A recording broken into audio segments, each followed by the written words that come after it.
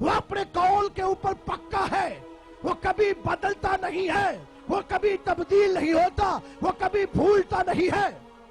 और फिर एक और बात मैं आपको बता देना चाहता हूं कि अगर आप तौरात को पढ़ते हैं, ज़बूर को पढ़ते हैं, तो तौरात के बहुत से हवाले, मुतअद्दिद हवाले ज़बूर के अंदर आपको मिलेंगे। और फिर अगर आप ज़बूर पढ़ते हैं और फिर आप सहाइफुल अंबिया पढ़ते हैं, तो तौरात ज़बूर के हवाले आपको सहाइफुल अंबिया के अंदर मिलेंगे। और अगर फिर इसके बाद आप इंजील पढ़ते हैं, तो तमाम सहाइफ के हवाले आपको इंजील के अंदर मिलेंगे।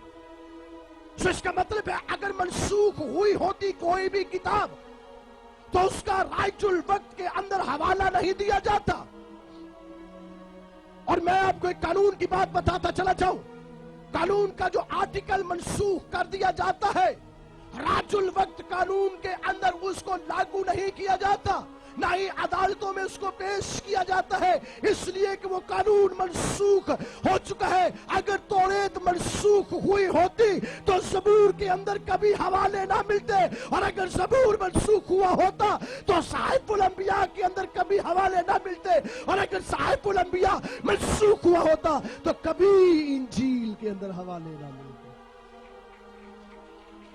और सुनिए बड़े गौर से, कलाम मुकद्दस के अंदर लिखा है, खुदावंद यीशु मसीह की जुबान मुबारका से ये अल्फाज सादर हुए हैं।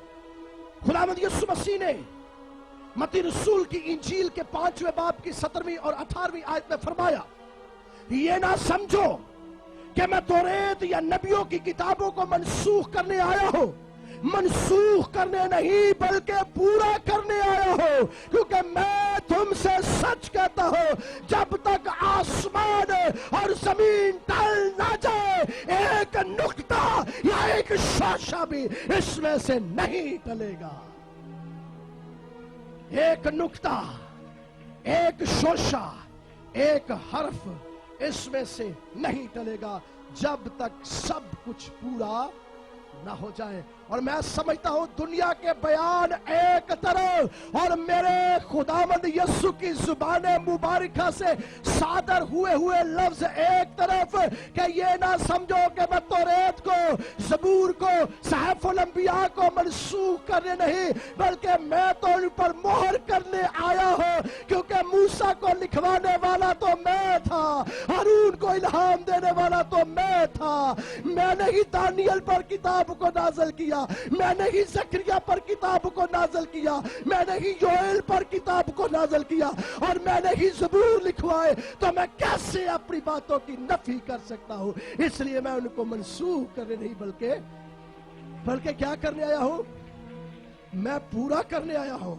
और फिर मेरे मसीह ने फरमाया, लूका रसूल की इंजील में लिखा है, आसमान और जमीन टल जाए तो टल जाए, आसमान और जमीन टल जाए तो टल जाए, लेकिन मेरे मुंह की बातें हरगिज, लेकिन मेरे मुंह की बातें हरगिज। आसमान टल सकता है, जमीन टल सकती है, चीजें बदल सकती है, लेकिन मेरे खुदा का कलाम अब तक कायम रहेगा। अब लोग कहते हैं इसमें तहरीफ हो गई है, ये मनसूख के काबिल नहीं रही। कुरान मजीद का एक हवाला मैं आपके गोशगुजार करना चाहता हूं। सूरतुल शुरा आयत नंबर 191 से 196 तक मैं आपके लिए तिलावत करने लगा हूं। इसका तर्जुमा सुनिए बड़े गौर से। और तुम्हारा परवरदिगार तो गालिब और मेहरबान है, और ये कुरान खुदाए परवरदिगार आलिम का उतरा हुआ है, उसको ईमानदार फरिश्ता लेकर उतरा है, यानी उसने तुम्हारे दिल पर अलका किया है ताकि लोगों को नसीहत करते रहो। और अलका भी फसीह अरबी में किया है, और इसकी खबर पहले नबियों की किताबों में लिखी हुई है। कुरान मजीद का यह दावा है کہ جو کچھ قرآن کے اندر لکھا ہے قدیم نبیوں کی کتابوں کے اندر، جس کو یسوع مسیح نے فرمایا میں نبیوں کی کتابوں کو منسوخ کرنے نہیں، یعنی توریت کے اندر جو لکھا ہے، زبور کے اندر جو لکھا ہے، صحائف الانبیاء کے اندر جو لکھا ہے، وہی کچھ تو میرے اندر لکھا ہے۔ اگر وہ منسوخ ہو گئے تو پھر قرآن کس چیز کا دعویدار ہوا؟ اب لکھا ہے کہ جو کچھ صحائف کے اندر ہے، جو کچھ نبیوں کی کتابوں کے اندر لکھا ہے، وہی تو میرے اندر لکھا ہے۔ اور پھر یہیں تک نہیں بلکہ سورۃ المائدہ کے اندر آتا ہے، اس کی 48ویں آیت کے اندر آتا ہے، اور اے پیغمبر ہم نے تم پر سچی کتاب نازل کی ہے جو اپنے سے پہلی کتابوں کی تصدیق کرتی ہے۔ اگر بائبل کے اندر تحریف ہو گئی ہے تو قرآن بائبل کا مصدق کہلاتا ہے، یعنی تصدیق کرنے والا۔ لکھا ہے کہ وہ اس کا مصدق ہے، اور صرف مصدق ہی نہیں ہے بلکہ اس پر نگران بھی ہے۔ بائبل مقدس خدا کا لا ریب کلام، جیسے ہم نے ابھی کلام مقدس میں سے سنا، وہ آسمان پر قائم ہے۔ آسمان ٹل سکتا ہے، زمین ٹل سکتی ہے، لیکن اس کے اندر سے ایک نقطہ یا ایک شوشہ بھی نہیں ٹل سکتا جب تک سب کچھ پورا نہ ہو جائے۔ اب یہ تحریف ہے کیا چیز جو لوگوں نے مشہور کی ہے؟ جی بائبل میں تحریف ہو گئی ہے، اور ہر مسیحی اس کو دیکھنا شروع کر دیتا ہے، بائبل میں اختلاف نکال کے دکھاتے ہیں، یہ آیت یہ کہہ رہی ہے، یہ آیت یہ کہہ رہی ہے، اس میں کچھ لکھا ہے، اس میں کچھ لکھا ہے۔ یہ تو تحریف ہے۔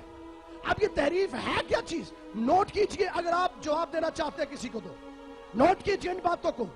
تحریف کا معنی جو ہے، اس کا مفہوم جو ہے، امام فخر الدین رازی بہت بڑے اہل اسلام کے امام ہیں، امام فخر الدین رازی لفظ تحریف کی یوں تعریف کرتے ہیں: بدلنا، تبدیل کرنا، راہ صداقت سے پھیرنا۔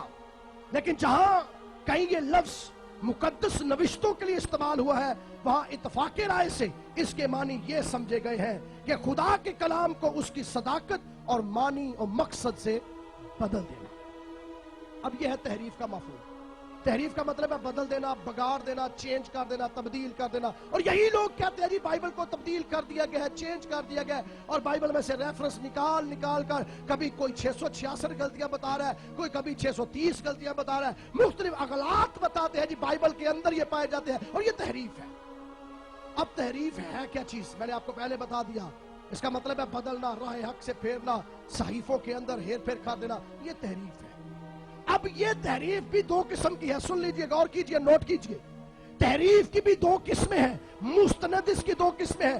پہلی تحریف تحریف لفظی ہے، نوٹ کیجئے، پہلی تحریف تحریف لفظی ہے، اور دوسری تحریف تحریف معنوی ہے۔ اب تحریف لفظی جو ہے اس کے اندر بھی چند اقسام ہیں۔ تحریف لفظی جو ہے اس کی بھی چند قسمیں ہیں۔ پہلی قسم اس کی جو ہے وہ یہ ہے کہ کتاب کے اندر سے عبارت کو حذف کر دینا۔ مثال کے طور پر بائبل مقدس کے اندر سے لوگ کہتے ہیں جی آیتیں نکال لی اور یہ حذف ہو گئی ہے، یہ تحریف ہے۔ پہلی قسم کی تحریف جو تحریف لفظی کے اندر آتی ہے کہ کتاب کے اندر سے عبارت کو حذف کر دینا۔ دوسری قسم کی تحریف جو تحریف لفظی کے زمرے میں آتی ہے وہ یہ ہے کہ کتاب کے اندر عبارت تو موجود ہے لیکن اس کے آگے اور کچھ لکھ دینا اپنی طرف سے، جو ہم پر الزام لگایا جاتا ہے کہ مسیحی یہ کرتے ہیں، اپنی طرف سے لکھ دینا۔ تیسری قسم کی تحریف یہ ہے کہ کتاب مقدس کے اصل الفاظ کو اس کی جگہ سے خارج کر دینا اور اپنی طرف سے باتوں کو لکھ دینا۔ یہ تین قسم کی تحریف جو ہے یہ تحریف لفظی کے زمرے میں آتی ہے۔ اور اب میں آپ کو بتاتا جاؤں تحریف معنوی کیا ہے۔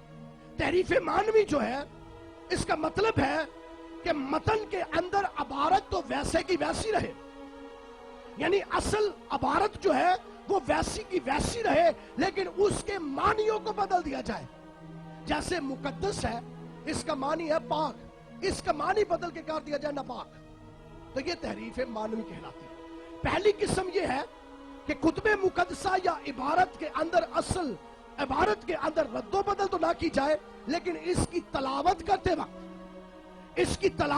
وقت اس کے معنوں کو بدل دیا جائے۔ عبارت ویسی کی ویسی ہے لیکن تلاوت کرتے وقت اس کے معنی بدل دیے جائے۔